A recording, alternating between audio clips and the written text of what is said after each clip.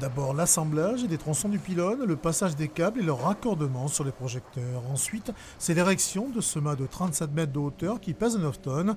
Ce système d'éclairage fournira 2 fois plus d'énergie lumineuse que le précédent. On est plus important au niveau de la puissance, mais on sera moins important au niveau de la consommation, puisque c'est de la LED, et donc ça consommera bien moins que les anciens poteaux que nous avions jusqu'à présent.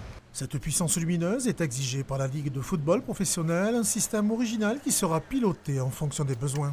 Des réglages précis de chaque mât, avec chaque spot après qui est réglé au niveau du stade sur des points précis, puisqu'on a 120 spots qui sont réglés avec 120 points de visée au niveau du stade pour avoir un éclairage horizontal et vertical uniforme en fait, et qui correspondent à la norme demandée en fait.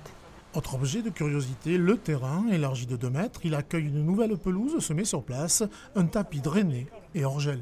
C'est un gazon naturel. Pour autant, c'est le substrat qu'il y a dessous qui est hybride, donc c'est une sorte d'aggloméré concentré, et on a un meilleur enracinement, donc la pelouse souffrira bien moins qu'avant. Ça va permettre de faire des économies également en termes d'énergie concernant l'eau. Tous ces travaux mettent Paul Lignon en conformité par rapport au haut niveau, en particulier sur la sécurité des joueurs et des spectateurs. Un bain de jouvence pour ce stade construit dans les années 1920 et qui a accueilli de grands matchs de football et de rugby. Il n'y a pas qu'un intérêt sportif, c'est un lieu de vie, un stade.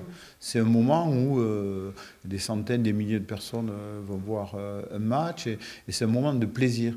Mais ce moment de plaisir, il faut qu'il soit dans un cadre rénové, embelli, mais aussi un cadre le plus convivial possible et sécurisé aussi. Pour son premier match à domicile, le RAF jouera contre Lens le 8 novembre prochain.